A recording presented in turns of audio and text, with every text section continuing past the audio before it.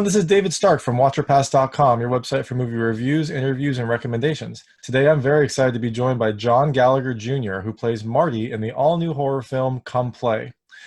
John is just a prolific actor. He's been in everything, and one of my favorite movies, Short Term 12. He has horror roots in Hush and 10 Cloverfield Lane, which is kind of a horror film. And so I'm really excited to talk to him. We're going to talk to him in just a second, but first we're going to check out the trailer. And while you're watching, if you can like and subscribe to this channel, that'd be great. It helps me out a lot. Thank you. Are you there? Hey, Hey, hi, how are you? I'm doing well. How are you? Good, thanks very much. All right, I'm glad this is working. If there was going to be any interview where there were going to be weird technical glitches, I figured this one would be it. So I know I'm always convinced I'm gonna be the one causing trouble somehow. we'll see. Well, the interview's just started, so we'll see what Yeah, exactly. happens. There's time for me to mess it up. So thank you for joining me. This is John Gallagher Jr., who plays Marty in Come Play. It comes out on October 30th in theaters. So, I guess trick-or-treating is canceled in most places. So this is a nice excuse to go to a theater and see a new scary movie. Sure. So thank you for joining me. You're kind of a renaissance man. You play all sorts of characters, and I love that about you. But you do have some horror in your past. You've got Hush and 10 Cloverfield Lane, which is kind of a horror film. Yeah. What drew you back to horror? Or was it something about this film specifically, or you just kind of want to scare people, or what? Yeah, and I mean I do love the genre. I've always been a fan since I was a kid. I love what I love about horror is I think thematically you can kind of plumb some really extreme depths and tell stories that and through a lens that you don't get to in other genres. But what I liked about this one was it was an Amblin film, and it harkened back to those kind of more family friendly horror movies of the 80s like Poltergeist and Gremlins, and the horror films I'd done had not quite been in that square. So I was excited to get involved in something like that. And then once I met Jacob Chase, our writer director, and I saw the short film that Come Play was based upon, and that was really impressive. And I found out that they were going to be using mostly practical effects for Come Play, which doesn't happen so much anymore. It's kind of a rarity in the movie world now. And that was really exciting to me, that somebody was going to make kind of an old-fashioned, family-oriented horror film with practical effects. I was basically like, where do I sign? It sounded like a lot of fun.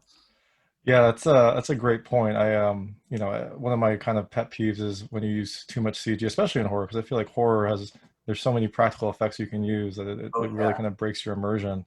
Um, totally. Absolutely. It works for both the audience and the actors, because I think when you're all responding to something tangible, something that you feel that you can reach out and touch, it's just ultimately going to be scarier for the viewer. yeah, it's much scarier to see like some weird puppet rather than a man in a green suit with balls around him. So, Yeah, absolutely. and so I guess I don't know if we necessarily see the monster as a puppet, because I think they do a little bit of CG touch up. So I guess what was it Yeah. like working with him, and did you thank Henson for making nightmares as well as happy memories as a kid? Absolutely. I mean, it was incredible. The first time I Skyped with our director, because I had just been, I was convinced that they were going to be using CGI effects and a lot of post-production animation.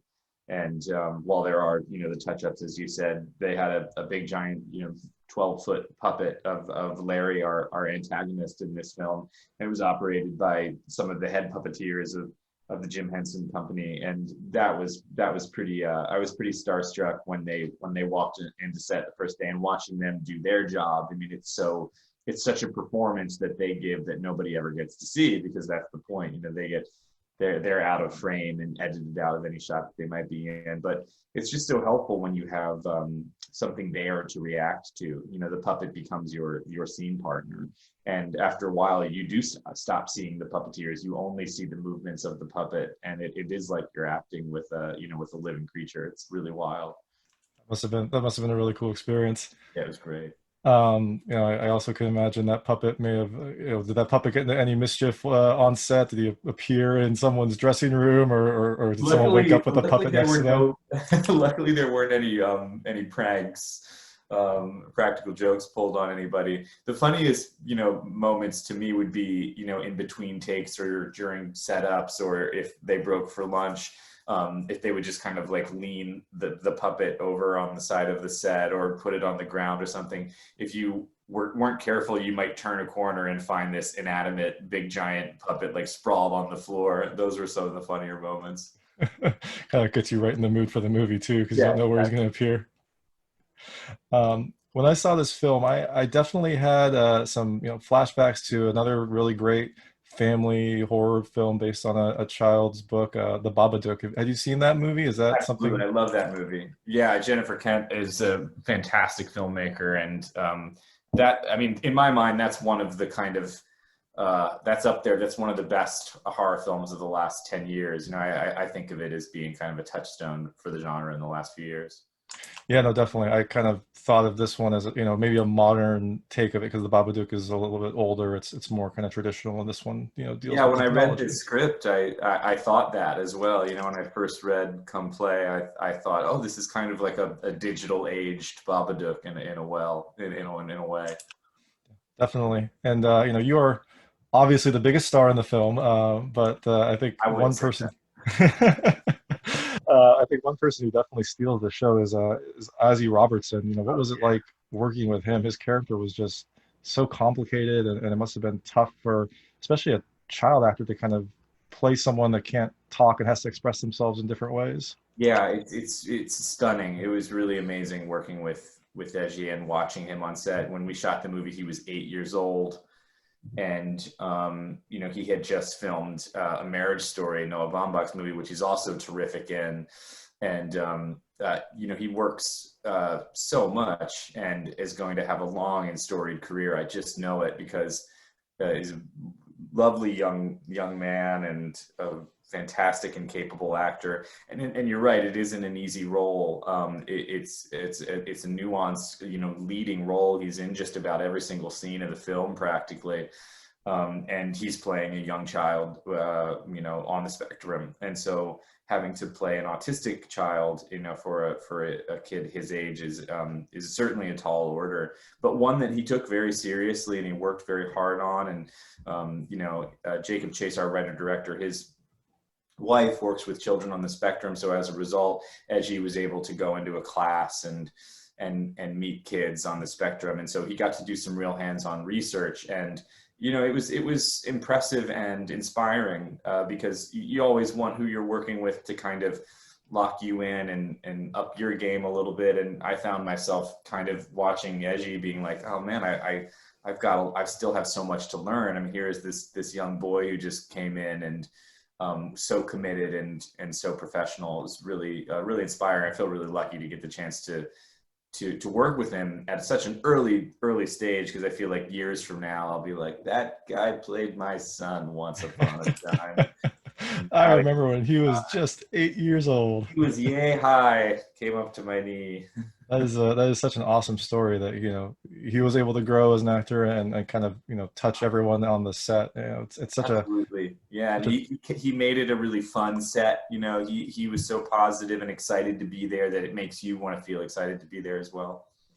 and you've worked with in roles where you kind of help children that need extra attention. One of my favorite films is Short Term 12, which Oh, uh, cool. was one of the main reasons I was very excited to talk to you, because I love that film. Oh, thanks.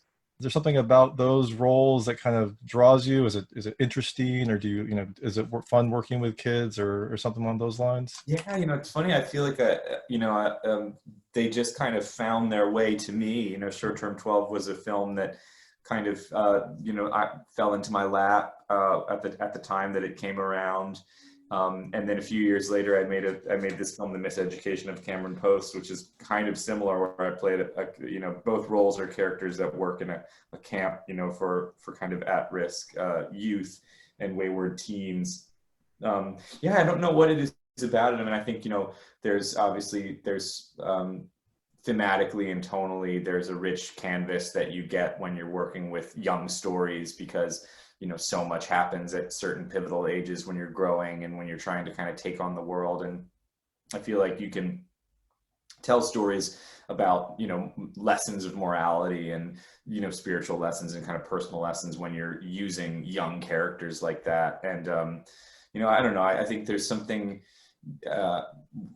going to the movies for me is a very childlike experience. It's very youthful. Like going to see a movie reminds me of being a kid. And so there is something about telling stories through film where I think we're all kind of connecting to our inner child in a way.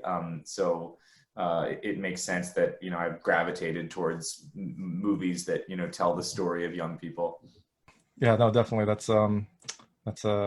It's definitely kind of important movies to watch, especially when you're dealing with kids that might need special attention. It's kind of an important topic to showcase in a in a nuanced and kind of thoughtful way, which I think Yeah. that you do all the time. So it's been a fantastic to see, and also I think it's a great service to the whole industry. So Cool. Thank you.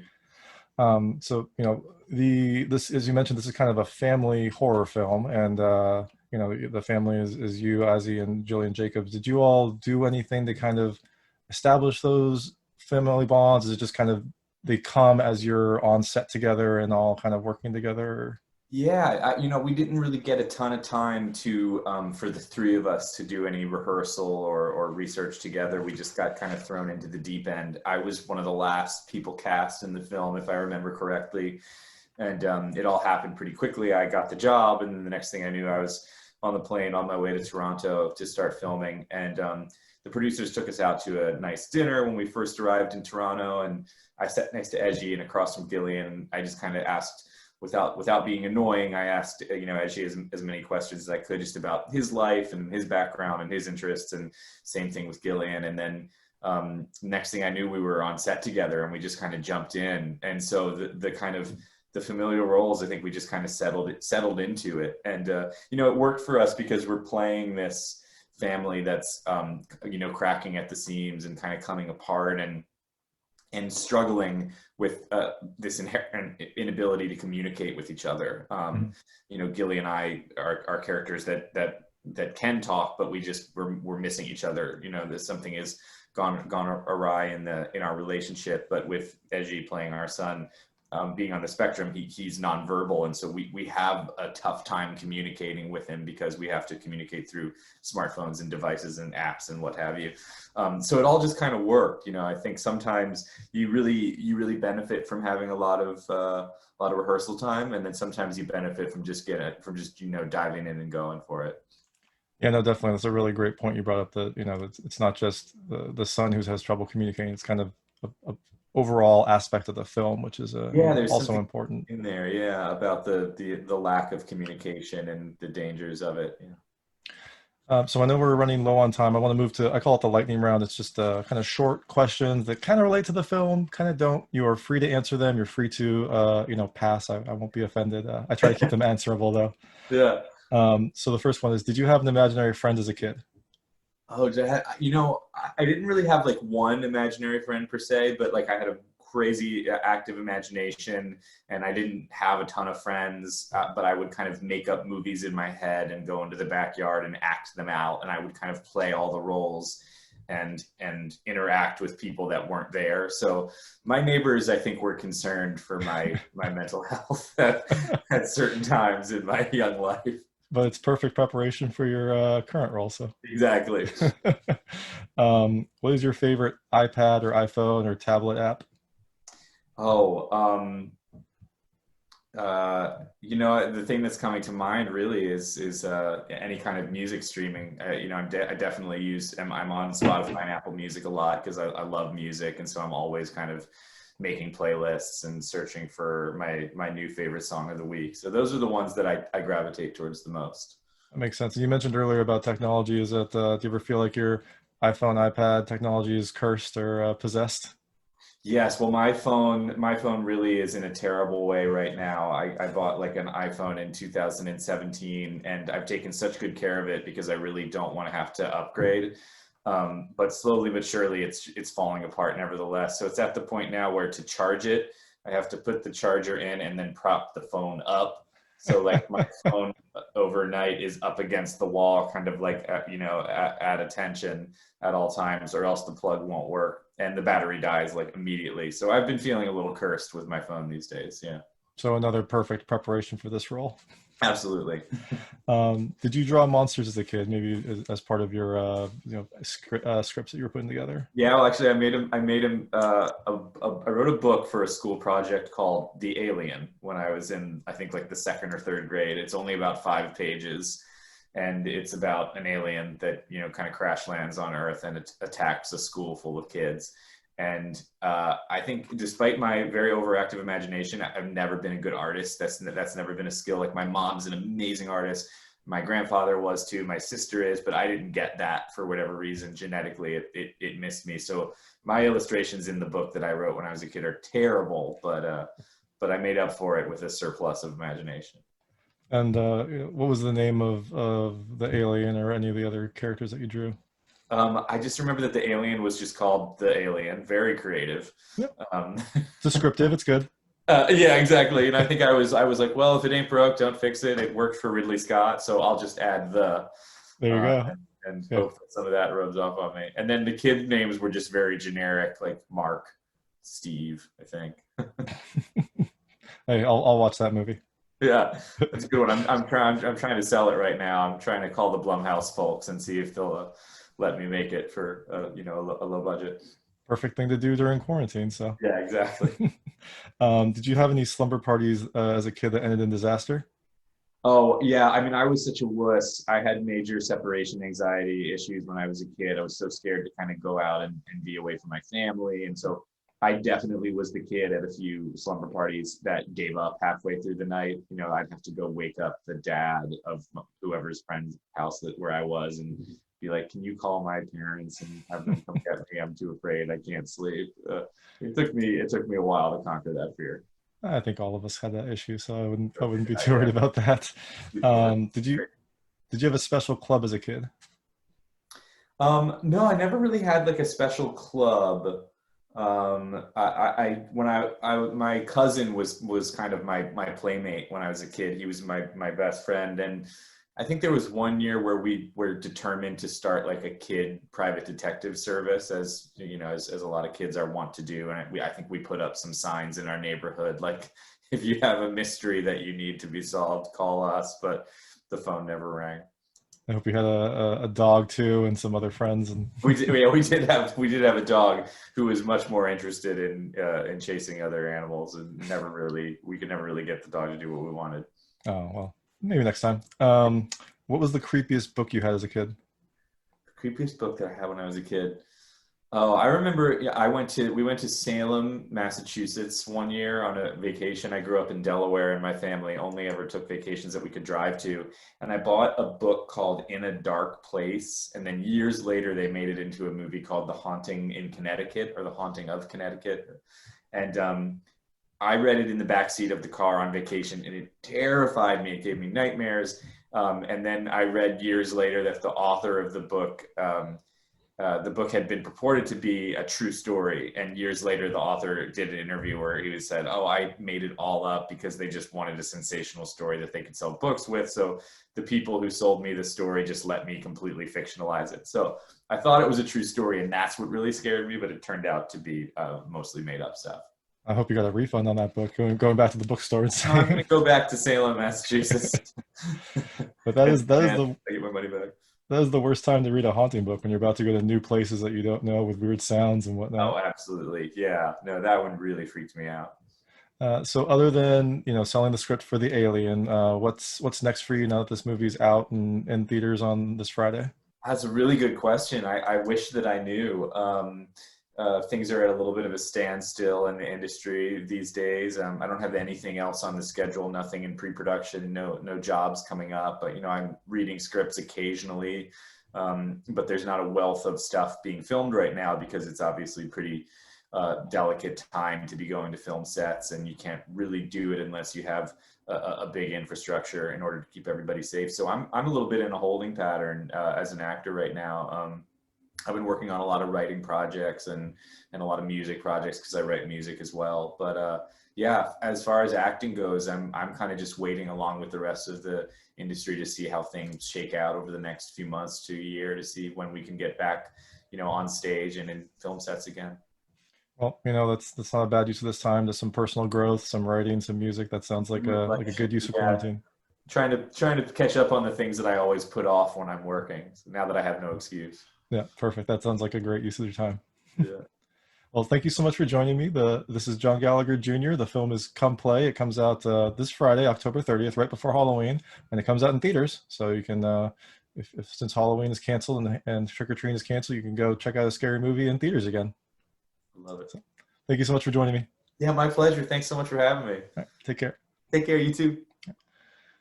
That was John Gallagher Jr., who plays Marty in the all-new horror film Come Play. Come Play releases theatrically on October 30th, so you can check that out since I think Trick or Treating is pretty much canceled, unfortunately, this year. If you like this interview, please like and subscribe to this channel. It helps me out a lot. And as always, please go to watcherpass.com for all your movie reviews, interviews, and recommendations. Thank you.